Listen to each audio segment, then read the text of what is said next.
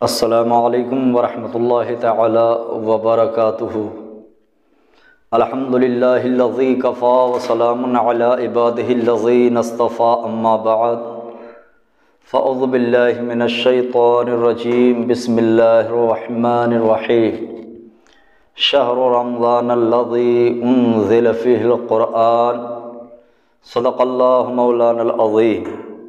صلی اللہ علی محمد صلی اللہ علیہ وسلم۔ سامعین ناظرین، آپ دیکھ رہے ہیں ہفتہ وار اصلاحی پروگرام۔ اللہ رب العزت ارشاد فرماتا ہے، رمضان وہ مہینہ ہے جس میں قرآن نازل کیا گیا۔ یقیناً اس مہینے میں قرآن نازل ہوا اور اس مہینے کے روزے کو اللہ تعالیٰ نے مومنوں پر فرض کیا۔ اللہ رب العزت کا فرمان عالی شان، یا ایھا الذین آمنوا کتب علیکم الصیام، اے ایمان والو تم پر روزے فرض کیے گئے۔ تو رمضان بابرکت مہینہ اور اس مہینے کے روزے مومنوں پر فرض، ساتھ ہی اس مہینے کی راتوں میں تراویح کی نماز سنت مؤکدہ۔ ہمارا آپ کے نبی کریم صلی اللہ تعالیٰ علیہ وسلم نے ارشاد فرمایا، بے شک اللہ تعالیٰ نے رمضان کے روزے کو تم پر فرض کیے اور اس مہینے کی تراویح کو میں نے سنت قرار دیا۔ بس جو شخص بھی رمضان کا روزہ رکھے ایمان کے ساتھ اور ثواب کی نیت سے راتوں میں قیام کرے، یعنی تراویح کی نماز ادا کرے، وہ گناہوں سے ایسے نکل گیا جیسے اس کی ماں نے اسے جنم دیا ہو۔ نسائی شریف کی حدیث پاک کا ترجمہ، یعنی رمضان کا مہینہ وہ بابرکت مہینہ ہے جس نے اس مہینے کے دنوں میں روزے کا اہتمام کیا، روزہ رکھا اور راتوں میں تراویح کی نماز ادا کیا ثواب کی نیت سے، اور روزے بھی رکھا ایمان کے ساتھ، اخلاص کے ساتھ، تو اللہ تعالیٰ اس کے گناہوں کو مٹا دیتا ہے اور وہ گناہوں سے ایسے پاک ہو جاتا ہے جیسے نومولود بچہ پیدائش کے وقت گناہوں سے پاک ہوتا ہے۔ جس وقت بچہ پیدا ہوتا ہے اس کے ذمے کوئی گناہ نہیں رہتا، وہ ہر گناہ سے پاک ہوتا ہے اس وقت جس وقت جنم لیتا ہے بچہ۔ تو اللہ کے رسول صلی اللہ علیہ وسلم کے اس فرمان کا مطلب یہ ہوا کہ کسی نے اگر رمضان کے روزے رکھے اور ثواب کی نیت سے رمضان کے مہینے میں تراویح کی نماز ادا کیا تو گناہوں سے ایسے ہی پاک ہو جاتا ہے جیسا کہ نومولود بچہ، ماں کے پیٹ سے جنم لینے والا بچہ۔ اس لیے ہم اور آپ کو چاہیے کہ رمضان کا احترام کریں، دن میں روزہ رکھیں اور رات میں تراویح کی نماز ادا کریں، چونکہ تراویح کی نماز بھی سنت مؤکدہ ہے، اور تراویح کی نماز میں ایک بار ختم قرآن کرنا کم از کم یہ بھی سنت مؤکدہ ہے۔ گویا کوئی اگر تراویح کی نماز پڑھتا ہے اور ایسے حافظ کے پیچھے تراویح کی نماز پڑھتا ہے جو ختم قرآن کر رہا ہے، پورا قرآن سنا رہا ہوتا ہے، تو وہاں پہ 2 سنتوں کا ثواب ملتا ہے۔ ہمارا آپ کے امام اعظم رحمۃ اللہ تعالیٰ علیہ کا حال یہ تھا کہ آپ رمضان المبارک کے مہینے میں 61 قرآن پاک ختم کر لیا کرتے تھے، 61 ختم قرآن کیا کرتے تھے۔ اللہ اکبر، 30 ختم دنوں میں، 30 ختم راتوں میں، اور 1 ختم تراویح کی نماز میں، اس طرح 61 ختم کیا کرتے تھے۔ یہ ہمارا آپ کے امام اعظم کا معمول تھا رمضان کے مہینے۔ اے میرے محترم، آپ بھی اس مہینے کا احترام دن میں روزہ رکھ کر کیجیے اور رات میں تراویح کی نماز ادا کر کے کیجیے، اور تراویح کی نماز میں اس بات کا خیال رکھیں کہ اس مسجد میں اس حافظ کے پیچھے تراویح کی نماز ادا کریں جو پورا قرآن سنا رہا ہو۔ اگر کسی مسجد میں حافظ کا انتظام نہ ہو سکا تو وہاں بھی سورہ تراویح ہوتی ہے، سورہ تراویح کے ساتھ تراویح کی نماز ادا کی جاتی ہے، تو وہاں بھی پڑھ لیں، اس میں بھی کوئی حرج نہیں، مگر یہاں ختم تراویح، سنت تراویح کا ثواب ملے گا، محض 1 سنت کا ثواب۔ اور اس حافظ کے پیچھے آپ نے تراویح کی نماز ادا کیا جو پورا قرآن سنائے، تو وہاں پہ 2 سنتوں کا ثواب، ایک تو ختم قرآن کا ثواب، دوسرا سنت تراویح کا ثواب۔ اور جس نے سورہ تراویح کے ساتھ تراویح کی نماز پڑھایا، اس کے پیچھے آپ نے نماز ادا کیا تراویح کی، تو وہاں 1 سنت کا ثواب۔ تو کوشش کریں کہ ایسی جگہ نماز پڑھیں، ایسی مسجد میں تراویح کی نماز ادا کریں جہاں پورا قرآن سنایا جا رہا ہو۔ مگر ہاں اس چیز کا خیال رکھیں کہ اس حافظ کے پیچھے تراویح کی نماز بھی ہرگز آپ نہ پڑھیں جو حافظ اتنی تیزی کے ساتھ قرآن پڑھتے ہو کہ ان کے پڑھنے سے قرآن کو آپ سمجھ نہیں سکتے،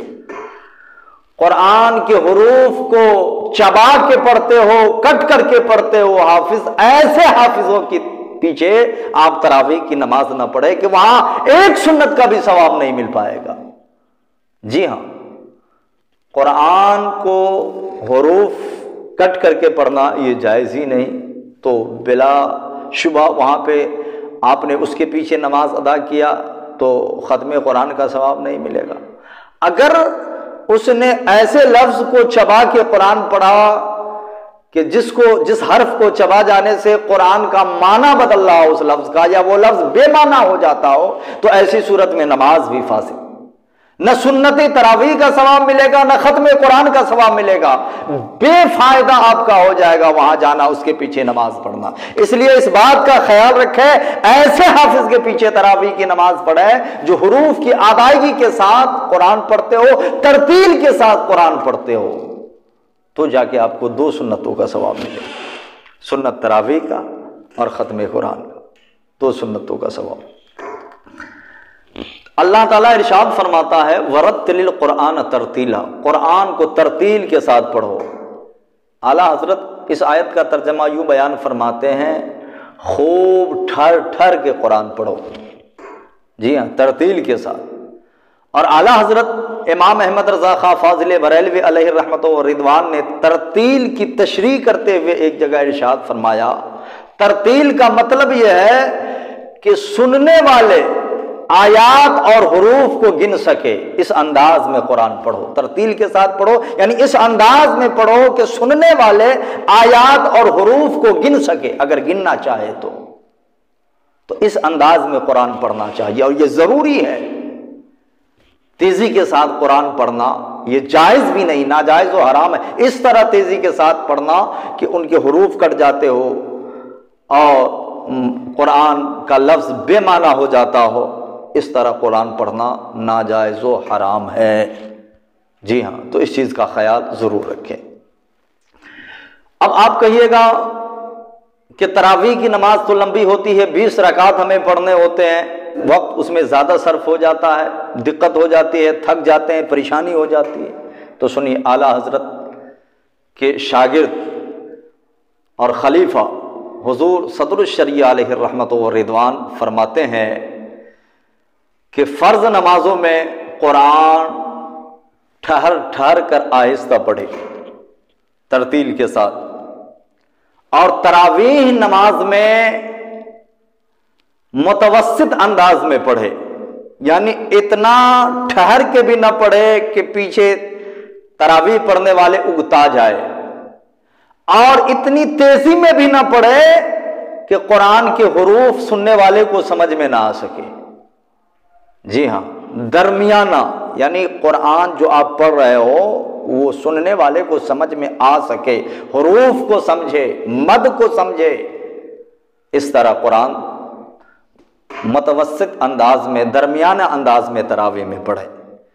اور رات کے نوافل میں جلدی پڑھنے کی اجازت ہے، قرآن جلدی پڑھنے کی اجازت ہے، یہ صدر الشریعہ فرماتے ہیں۔ اور جلدی کا مطلب بھی بیان کرتے ہیں، جلدی کا مطلب یہ ہے کہ کم سے کم اس انداز میں پڑھے کہ اس کے حروف سامعین کو سمجھ میں آ سکے، سننے والے کو، اور مد کو اس درجے میں پڑھے جو قاریوں نے مقرر کیا ہے، قرآن نے منتخب کیا ہے، تجوید کے ساتھ، یعنی مد کو حذف کر کے نہ پڑھے، اور ایسے جلدی میں ایسے بھی نہ پڑھے کہ حروف سمجھ میں نہ آ سکے۔ جی جلدی میں بھی کم سے کم ایسے قرآن ضرور پڑھیں کہ حروف صحیح سے سمجھ میں آ سکے، مد کی رعایت کر سکے۔ تو بتائیے، جب جہاں جلدی کی اجازت دیا صدر الشریعہ نے، وہاں بھی یہ حکم ہے کہ جلدی میں بھی اس طرح پڑھے کہ کم سے کم حروف سمجھ میں آ سکے۔ اب تراویح میں لوگ جلدی پڑھتے ہیں حفاظ، کہ ایسے اس طرح پڑھتے ہیں کہ ان کے حروف چبا جاتے ہیں، اس کا معنی بدل جاتا ہے، جس کی وجہ سے نہ سنت تراویح کا ثواب مل پاتا ہے، نہ سنت تراویح ادا ہو پاتی ہے، نماز ہی فاسد ہو جاتی ہے، اور نہ ختم قرآن کا ثواب مل پاتا ہے۔ ایسے حافظ کے پیچھے نماز پڑھنا جائز نہیں، اس لیے اس میں احتیاط کریں۔ اور میں اپنے حفاظ سے بھی بڑے ادب و احترام کے ساتھ گزارش کرتا ہوں کہ برائے مہربانی آپ قرآن کے ساتھ مذاق نہ کریں، قرآن کو ترتیل کے ساتھ پڑھیں، قرآن کا احترام کریں۔ جلدی پڑھنا اس طرح کہ اس کے حروف کٹ جاتے ہو، ادا نہ ہو پاتے ہو، یہ قرآن کے ساتھ مذاق ہے۔ اس لیے میں اپنے حفاظ کرام کی بارگاہ میں بڑے ادب و احترام کے ساتھ یہ عریضہ پیش کرتا ہوں، برائے مہربانی آپ قرآن کے ساتھ مذاق نہ کریں، چاہے آپ تراویح کی نماز پڑھاتے ہو یا فرض نماز پڑھاتے ہو یا نفل پڑھ رہے ہو، کہیں بھی، یا نماز کے علاوہ کہیں آپ تلاوت کر رہے ہو، خارج نماز میں بھی قرآن اتنی تیزی میں پڑھنا جائز نہیں ہے کہ ان کے حروف کٹ جاتے ہو، ان کے حروف چبا جاتے ہو، خارج نماز میں بھی درست نہیں ہے، تو بھلا نماز میں کیسے درست ہے؟ ایسی تلاوت ہو سکتی ہے۔ اس لیے آپ اس چیز کا خیال رکھیں تاکہ آپ بھی اجر و ثواب کے مستحق بنیں، اور جو آپ کے پیچھے نماز پڑھ رہے ہیں وہ بھی ثواب کا مستحق بنے۔ اللہ تعالیٰ کی بارگاہ میں دعا کرتا ہوں، مولا تعالیٰ ہم کو، آپ کو، سارے مومنین کو تادم حیات دین متین پر قائم و دائم رہنے کی توفیق عطا فرمائے، اور قرآن کا احترام کرنے کی توفیق عطا فرمائے، رمضان کے احترام کی توفیق عطا فرمائے۔ وما توفیقی الا باللہ۔ السلام علیکم ورحمۃ اللہ تعالی وبرکاتہ۔